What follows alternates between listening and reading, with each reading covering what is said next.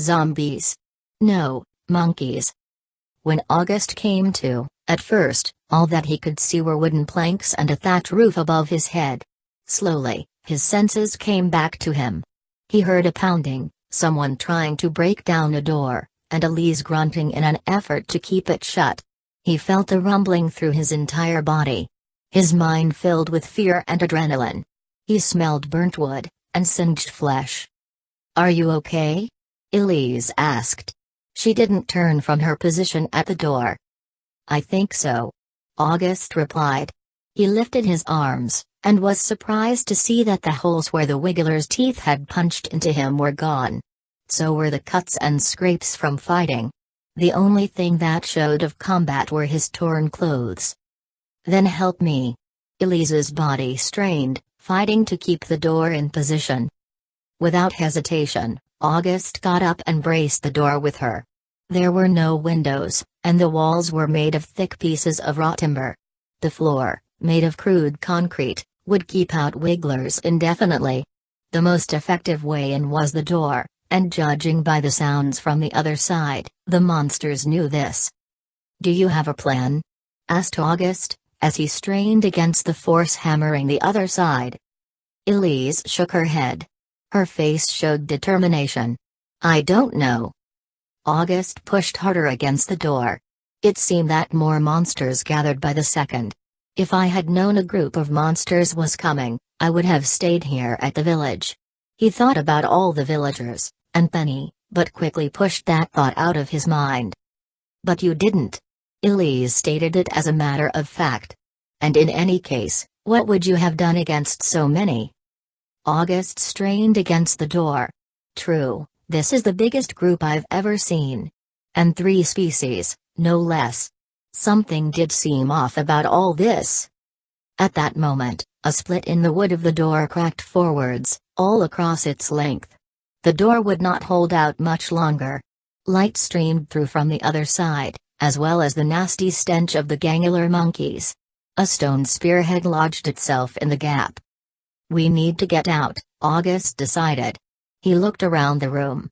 In the corner of the roof, above a shelf lined with medicinal herbs, the thatch sagged in, black with rot. "We can probably go through there." He transmitted his plans to Elise. "I'll hold the door," he said. He had a better grip on the boards. Elise let go without comment, and turned to the corner. The door surged forwards against the decreased resistance, pushing August to his limit. Sweat beaded on his nose. The stench of gangulars grew nastier. Another spear point jammed through the door, an inch from August's arm. "Hurry up," August thought. He didn't know how much longer he could hold. "Done," said Elise. The room filled with light. "Now hurry." August picked up a loose board and jammed it across the door. He pushed a table against it, as well. "That will buy me a few seconds." He turned to the corner, just in time to see Elise's legs disappear into the hole in the roof. August followed, using the shelf to climb up the wall and out. A jar of herbs fell to the floor, splintering, just as the door cracked open. The board that braced it flew across the room, the table twirling behind it. The triumphant howls of the gangulars soon turned to fury, as they discovered that their quarry had escaped. August escaped just as a spear embedded itself in the wall below him. The shelf he had been standing on broke, the supports snapped, and it all clattered to the ground. August barely made it up. On the roof, Elise lay facing upwards, breathing with all her might. Both she and August felt exhaustion seeping through their bodies, but Elise felt by far the worst off. "How long was I out?" asked August. He lay down beside her. His breath came in short gasps, enough so that speaking out loud would have been a problem. Elise felt the same. "A few minutes," she answered. August brought up his head, and looked around the town. Some of the houses burned in bright blazes that brought up sickly clouds of black smoke, twisting in the breeze. August could feel the heat on the side of his cheeks, when the wind blew right. He didn't hear any screams, and assumed it was because the villagers were either evacuated, or dead. He hoped it was the first. From the roof of another house, An Alzoth took notice of the humans laying out in the sun. Bristling its tough spines, it unfurled its wings, like those of a bat, and took to the sky. Two more Alzoths followed, their snapping jaws hanging open, swallowing the wind. "It looks like we're not out of it yet," said Elise. She wearily got to her feet. A ball of fire appeared from her fingertips, and again unfurled into the deadly fire lash and straighter. Its flames reflected off her black spectacles, combining with the fires all around to breed a deadly, vicious glare. In contrast, Elise's skin glowed almost soft pink, where it peeked out from under her coat. August decided to ask her where she had got the weapon, when he had the time.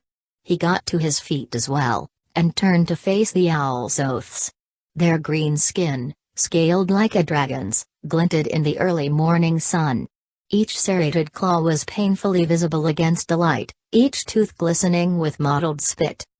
"Here we go." August braced himself, and reached for his sword, and his shield. It seemed that Elise had at least managed to find them while he had been unconscious. "I should thank her for that." "You can later," Elise said to him, "after we're out of this mess." The Alzoths circled around and around, judging their prey like professional swordsmen in a duel. August judged them too, but couldn't help but be surprised. They're using tactics. Monsters were supposed to be dumb, except for a small few, but those always worked alone or in pairs, nothing of this sort. The sun glinted in August's eyes, blinding him. He had come around to face it while tracking one of the Alzoths. Elise stood with her back to him, also tracking an Alzoth. At that moment, the giant lizard dived. The one facing Elise did so as well. Too late, he realized his mistake. The sun. It was at the Alzoth's back, so that he couldn't judge its position well. It was almost as if a two-dimensional shadow were bearing down on him. August almost jumped, but then realized something else. "Elise is right behind me." If he jumped, the Alzoth would plow right into Elise's back, claws ripping, teeth slashing. "I'm trapped." Just as he thought that, he received a parcel of information from Elise, slightly jumbled, but still understandable. In a split second, he knew what to do. Just as the Alzoth in front of him was about to hit, as far as he could tell in the glare, he spun around, swinging his sword up. Elise did the same with her whip. For an instant, they faced each other, his sword raised, her whip slicing the air above. August trusted her to watch his back. With her black spectacles, Elise could see as if there were no glare at all. The other Alzoth heading for Elise turned to the side, surprised to see August's sword raised in defiance, attempting to dodge his sideways slash. It succeeded, but plowed into the roof of the house, breaking through and catching its wings on a splintered timber. Behind, August felt a whoosh of air as an straighter sliced the Alzoth that had attacked him in two. The two halves split to either side of him, singed black and smoking. For a second, nothing happened. Then, without warning, the third Alzoth dropped out of the air, crashing straight into Elise. Instrator flew out of her hands, dissolving into nothing but air the instant it left her grip. The Alzoth opened its jaws wide. August slashed at it, cutting it almost in two, but the jaws still did not stop closing over Elise's neck.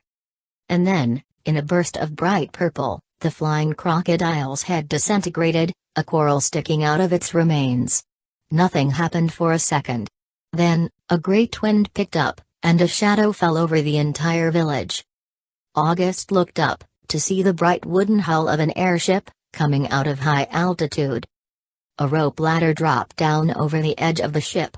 From his position, all August could see was the hull, a railing, and the tip of a great mast above. Elise stood up, shaking off pieces of meat, her coat splotched purple, just like August's clothes. August grabbed the ladder first. "Wait." Elise stood and peered up at the ship. "We don't know if they're friendly or not." August began to climb. "We'll find out once we get there." Elise followed him, still full of suspicions. August couldn't help but agree, as those suspicions bled into his mind. As it turned out, The ship's sailors were friendly, a merchant vessel that had seen the burning village and decided to investigate. August and Elise soon stood aboard the plank deck. Below, over the railings, more Alzoths circled, smart enough to stay out of range of the marksmen that pointed at them with crossbows. The captain approached them, stepping down from the forecastle and around the main mast. He was a thin man, in a leather cuirass, with a blade dangling at his side. His face showed kindness, but also a sort of shrewd judgment. He wore no ornamentation. "Is there anyone else alive?" he asked, showing his concern. August paused, as he tried to communicate to him like he did with Elise. Then, he realized what he was doing. "I don't know," he said, his voice hoarse. The captain peered over the side, his face lit by the flames that had even begun to lick at the house that August and Elise had been rescued from. The smell of thick smoke, and burning flesh, wafted upwards with the wind. A scream cut through the silence, unmistakably human, and the flying Alzoths that circled the ship dived down towards the point. The captain, wasting no time, turned to his crew. "Full to port. Get us over there." He stormed off and to do his duties as a captain. The ship didn't have to move much, as the town was small. The scream had come from a house that looked like hell's inferno, flames flinging into the sky, reaching for the sun. The door to the house opened, and a small figure ran out, trailing behind her a little green object. Monsters from all over closed in on her. It was clear she would not survive long. Benny. August knew it at once. He turned to Elise, who thought the same thing. A pair of sailors threw a ladder over the side, and two began to clamber down. Elise and August wasted no time in following them. As they drew closer to the ground, Penny stopped, in the middle of the town's courtyard. An Alzoth tried to take a dive at her, but didn't go more than a few feet before one of its wings buckled, shot out by a marksman. It plowed a furrow in the courtyard. Elise and August hit the ground, right behind the two sailors. August drew his sword. Its blade was pure sky steel, so that in the heat from the fires, it had become light, its edge thinning and beginning to glow. In his other hand, he gripped his battle-worn shield. Elise drew the fire from her fingertips and brought out the crackling red whip-in straighter, again. August still hadn't gotten used to it. The two sailors also took out their swords, but not before stopping to marvel at Elise. A pack of ganglers had surrounded Benny, who darted in and out of their grasp for the moment. Their whoops and cries made it known that they were having fun, and August could feel their excitement radiating outwards. "Disgusting things," thought Elise. August couldn't help but agree. They both exchanged glances, and soon a strategy was born. Elise cracked her fire whip over the heads of the ganglers, the flaming tendril sizzling in the cool morning air. The ganglers paused, unsure of their surroundings. At the same time, August moved to the other side of the pack, to the opposite side of Elise. He made sure to escape notice, heading for where Penny now lay curled against the ground. The ganglers, seeing the new, more dangerous target that lashed at them with living fire, abandoned their pursuit of the little girl. Elise backed up, and shouted to the sailors behind her, who had until now been staring at her whip like amazed children. "I'll distract them. You kill them." They quickly responded to her commanding tone. August wrapped his arms around Penny and, picking her up, draped her over his shoulders like a freshly killed deer. As Elise and the sailors handled the ganglers, August ran back around the engagement, ducked behind a cart, and grabbed hold of the ladder that hung down from the airship. At that moment, quite stupidly, he wondered what the ship's name was. He spent a precious second to check, "The Lady Lass." The words filled a 6-foot-high panel near the ship's stern, letters painted in green and pink. The smell of burnt flesh became stronger. Installator crackled like a demonic torture device, as if it were actually enjoying the taste of singed monster monkey meat. For all August knew, it might have been a demonic torture device. Absorbed in his thoughts, August climbed up the ladder, one-handed, adjusting his grip on Penny with each rung he grabbed. Soon, the sound of battle faded, replaced by the sound of another battle, between the reptilian Alzoths that circled around the ship and the human marksman in the rigging. August chanced a look down. Elise had disengaged, leading the two sailors with her. They headed towards the ladder, a whole troop of gangulars chasing them, leaving behind several monkey corpses. Furrows in the soil, further back, told of the wigglers closing in. "Are you all right, Elise?" August asked, as he turned back. The deck was almost before him. "As well as I can be," answered Elise. August felt her concentration. Overhead, the Lady Lass's marksman kept up the furious battle with the flying crocodile lizards.